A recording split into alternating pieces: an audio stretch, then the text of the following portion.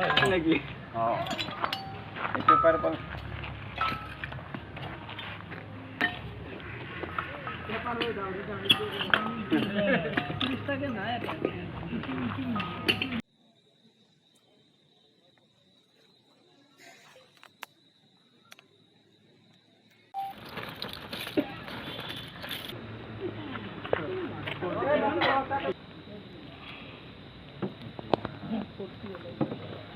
এইকেইটা পোহৰ হোৱা কেইটা দেখি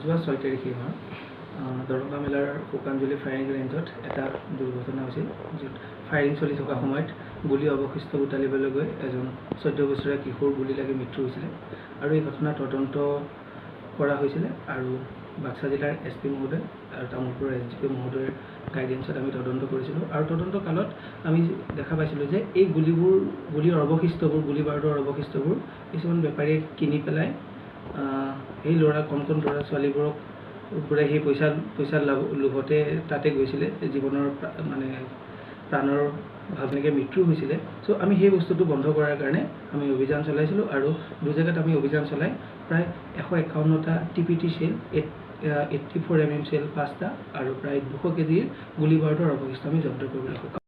Don't forget to like, share, and subscribe to East Mojo. For any queries, put them down in the comments section below and press on the bell icon for notifications.